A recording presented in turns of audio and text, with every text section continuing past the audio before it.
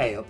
Time for a werewolf film, I think. And it's the only werewolf film in the entire Screamtime Collection. So let's hope it's a good one. The Werewolf of Washington is a 1973 American political satire werewolf film directed by Milton Moses Ginsberg. And this is pretty much the only thing he's done. And it stars Dean Stockwell, who's famous for being in Quantum Leap, which I grew up with as a kid, and Blue Velvet, which I also grew up watching as a kid. So apparently this was written in 10 days and it's a satire of the Watergate scandal, which I do not know much about at all. Which might be why I didn't find it too funny. Tommy, do you know what time, the departure schedule of the train? That he actually prefers some of the Russian communists against the liberal columnists in this country.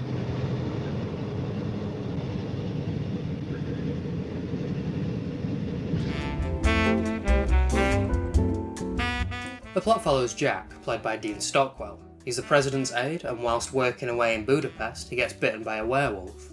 When he returns, he has to try and convince the higher-ups that he is a werewolf, so they can prevent him from killing other people.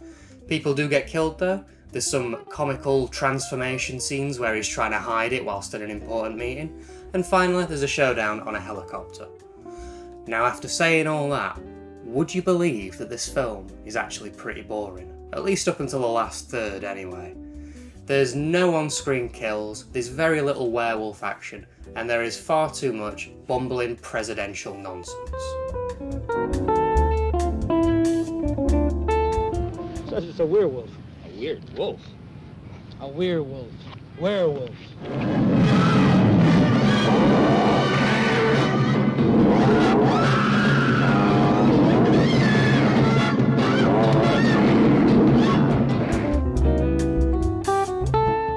Dean Stockwell steals the show here. He is by far the most competent actor and a joy to watch both as a human and as a werewolf. I'll tell you who's not a joy to watch though, the president's daughter. She is just painful. There's barely any violence to mention, the sets and cinematography are all very standard, and the transformation effects can be amateurish, but can also be quite endearing.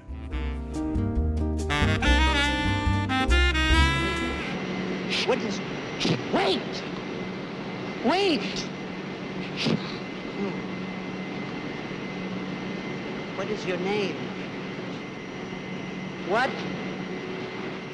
What is your name? You have a name!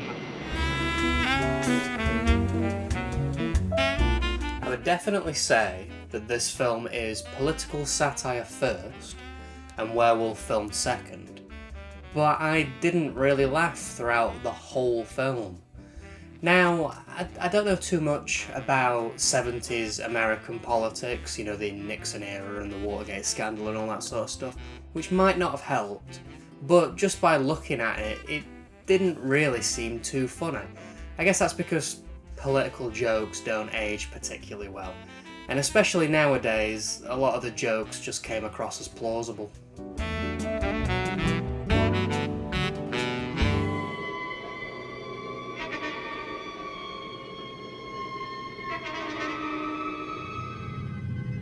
Our credibility is at stake throughout the world. No, I will not be found wanting in this nuclear age. Let's have a look at this print then. It is absolutely terrible. Terrible. It flickers, it's grainy, it stutters from time to time. It looks like somebody got some really crappy film stock and converted it over onto an overly used VHS. The colours flash in and out from time to time, and the blacks are very, very crushed. This is one of the worst prints we've had in a long time. And on the disc, nothing new, same old, and we even get the Claw trailer repeated before the menu. Something tells me that that's going to be a regular occurrence, maybe even up until the very end of the Screamtime Collection now.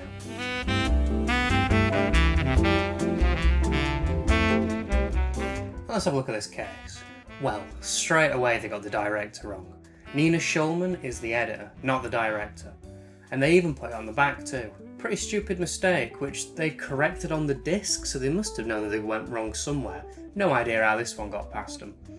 Once again, there's tons of puns and wordplay, and they really bang on about Dean Stockwell, even putting him on the front cover. I guess he is all the film's got going for it though. One more thing that I did notice, so the trailer for The Claw is on, obviously, at the beginning of this DVD and the last one.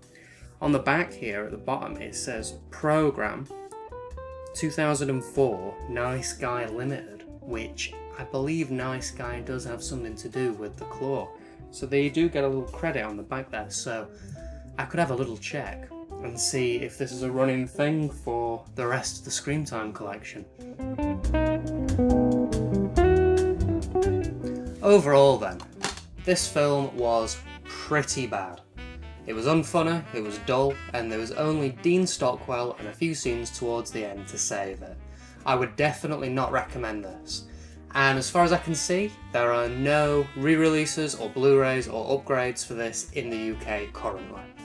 Meaning you're stuck with this print, so I would just avoid this one altogether. So, terrible film this week. Let's hope next week's is any better.